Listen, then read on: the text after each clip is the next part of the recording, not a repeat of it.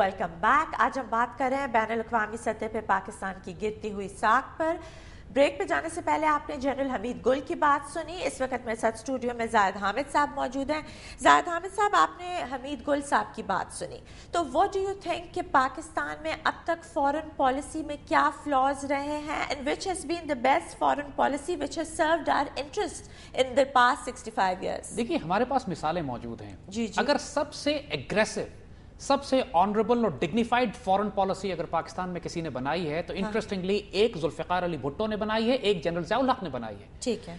जो कुछ इस वक्त पाकिस्तान में आज आप देख रहे हैं, जो खैर की बात हमारे पास है, पाकिस्तान का न्यूक्लियर प्रोग्राम है, मुस्लिम ब्लॉक को लीड करने की बात है, सोवियत यूनियन के खिलाफ एक मिलिट्री कैंपेन बिल्ड करने की बात है, चाइना से अच्छे रिलेशनशिप बिल्ड करने की बात है, ये सारे काम जुल्फिकार अली भुट्टो ने शुरू किए थे और इन सारे कामों को मुकम्मल किया जनरल ज़ियाउल हक ने। अफगान रेजिस्टेंस जी अगर किसी ने स्टार्ट की थी सोवियत यूनियन के खिलाफ तो वो जुल्फिकार अली भुट्टो ने शुरू की थी। जनरल ज़िया के दौर में नहीं शुरू हुई है। अच्छा, ये भुट्टो साहब के दौर में 1975 में चूंकि सरदार दाऊद अफगानिस्तान से बगावतें बर्पा कर रहा था, एक तरफ पख्तूनिस्तान बनाने की बात कर रहा था, एक तरफ बलूचिस्तान तोड़ने की बात कर रहा था। आपको याद होगा कि भुट्टो साहब ने बलूचिस्तान में भी मिलिट्री ऑपरेशन किया और अवामी नेशनल पार्टी के खिलाफ बगावत के मुकदमे भी बनाए। ठीक है, भुट्टो ने बनाए थे। बिल्कुल। और मुस्लिम वर्ल्ड की कॉन्फ्रेंस भी कराई, न्यूक्लियर प्रोग्राम भी शुरू किया। ठीक है। भुट्टो का जवाल इसलिए आया कि पाकिस्तान के अंदर उन्होंने इस्लाम और शरीयत को तर्क कर दिया था। ठीक है। इसीलिए उनके खिलाफ जो मूवमेंट शुरू हुई वो निजाम मुस्तफा मूवमेंट थी। ठीक है। जनरल ज़ियाउल हक ने फॉरेन पॉलिसी के हवाले से इन तमाम इश्यूज को अपनी मिराज तक पहुंचा दिया। न्यूक्लियर प्रोग्राम जो शुरू भुट्टो के दौर में हुआ, कंटिन्यू किया इसको, सिर्फ डोमेस्टिक पॉलिसी मुख्तलिफ थी। जो न्यूक्लियर प्रोग्राम भुट्टो ने शुरू किया, जनरल ज़िया ने इसको कंप्लीट करके न्यूक्लियर वेपन स्टेट बना दिया हमें, अल्हम्दुलिल्लाह। जो मुस्लिम वर्ल्ड की लीडरशिप की बात भुट्टो ने शुरू की थी, आखिर मुस्लिम वर्ल्ड की लीडरशिप जनरल ज़िया के पास आई, यूनाइटेड नेशन में पाकिस्तान ने खिताब करके लीड किया मुस्लिम वर्ल्ड को। सो पॉलिसीज, फॉरेन पॉलिसी के लिहाज से दे वर एग्रेसिव ऑनरेबल पॉलिसीज। ठीक है। उसके बाद हमारी जो हुकूमतें 90s में आई और पूरे 2000 की जब दिहाई में जो चली हैं, इन्होंने सिर्फ पाकिस्तान की आबरू को बेचा है। हालांकि हम वही पाकिस्तान है, अब हम न्यूक्लियर वेपन स्टेट हैं, अब हम पूरे एरिया रीजन के डायनामिक्स को कंट्रोल कर सकते हैं, but we have the most incompetent government today.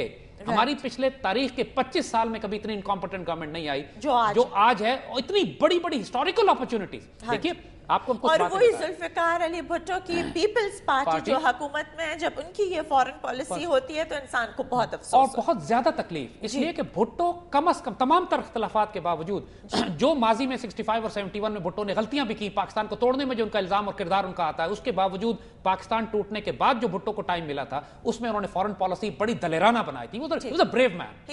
He could take gamble. He could play big game.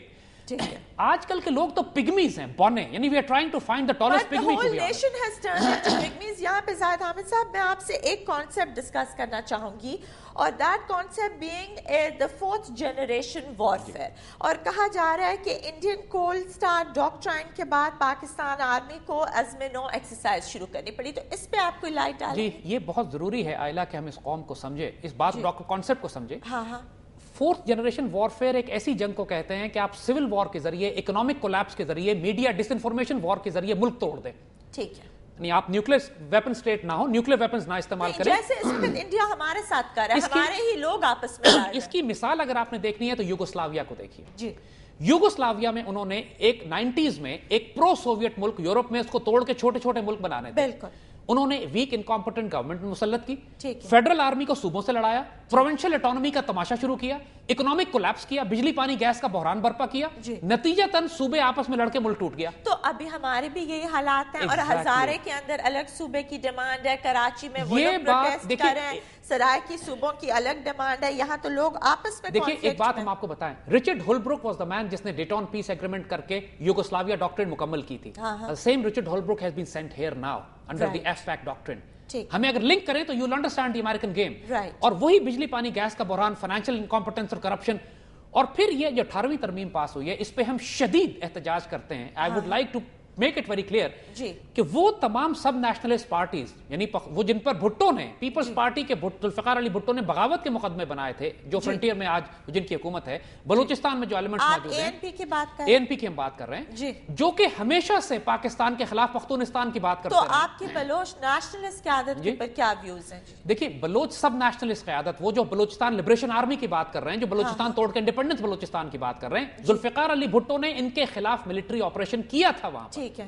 اور یہی بات کہ وہ ایلیمنٹس آج بھی ایگزسٹ کرتے ہیں، سندھ میں بھی ہیں، بلوچستان میں بھی ہیں، فرنٹیئر میں بھی ہیں. ٹھیک ہے. ان کو کس نے حق دیا ہے جن پر کرپشن کے کیسز بھی ہیں اور جو پاکستان کی آئیڈیالوجی کو بھی تسلیم نہیں کرتے کہ یہ 18ویں ترمیم پاس کر کے ہمارے آئین کو تبدیل کر دیں اور پروونشل اٹانومی کے نام پر پاکستان کے فیڈریشن کو کمزور کریں. ٹھیک ہے. You see, you have to... اس میں then you have to blame all the political leadership because اس میں تمام پارٹیز شامل ہیں. ہم یہی بات کر رہے ہیں کہ ان کو سپریم کورٹ کی طرف سے روک دینا چاہیے تھا. بھئی آپ پہ جب کرپشن کے کیسز ہیں، آپ پاکستان کی آئیڈیالوجی کو تسلیم نہیں کرتے ہو. Who has given you the right to change the constitution? But people of Pakistan have given them the right. NRO president کو بھی انہی لوگوں نے ان کی پارٹی کو ووٹ دیا، تو آپ اس کو کیسے I would very humbly disagree because Pakistan کے 80% عوام تو بجلی، پانی، گیس، روٹی کے چکروں میں پھنسے ہوئے ہیں. ان کو پتہ ہی نہیں کہ ان پر حکومت کون کر رہا ہے. انفارمیشن وار، ڈس انفارمیشن وار، جو کہ کروڑوں اربوں ڈالر پاکستان کے میڈیا پہ اور سیاست میں باہر سے داخل کیے جاتے ہیں. پاکستان کے عوام کا تو اس میں کوئی کردار اور دخل نہیں ہے. تو یہ جو الیکشن پروسیس ہوتا ہے، یہ آپ کیا سمجھتے ہیں؟ This is not free and fair. دیکھیے قطعی بالکل بھی نہیں. دیکھیے ہم کو اس میں ایران سے سیکھنا پڑے گا. Iran has done a wonderful example. Iran میں فل ڈیموکریسی ہے، پورے ملک میں الیکشنز ہوتے ہیں، لیکن کوئی پولیٹیکل پارٹی نہیں ہے.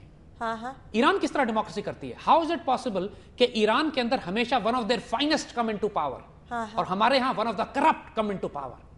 Because that is simply the reason, because the political parties کی ideologies، ان کے vision، ان کے mission statements تقسیم ہوئے ہیں، بکے ہوئے ہیں. پاکستان کی فیڈریشن کو ایکسپٹ نہیں کرتے. ٹھیک ہے. اور تو ہمارے پاس کوئی پولیٹیکل آپشن لوگوں کو نہیں نظر آ رہا. آئلہ دیکھیے ایک بات ہم بڑی صاف کر دیں. اس پاکستان کا ایشو جو سب سے بڑا کرائسس پاکستان کا ہے، نہ وہ ڈیموکریسی ہے نہ ڈکٹیٹرشپ ہے. ٹھیک ہے. ہمارا ایشو ہے corruption and law and order. ٹھیک ہے. پورا ملک میں جس فساد کی آپ بات کر رہے ہیں وہ دو ایشوز کی وجہ سے. One is corruption, billions and billions of dollars worth of resources and revenues ضائع ہو رہے ہیں، جس کی وجہ سے یہ کرائسس ہے. دوسری دہشت گردی ہے.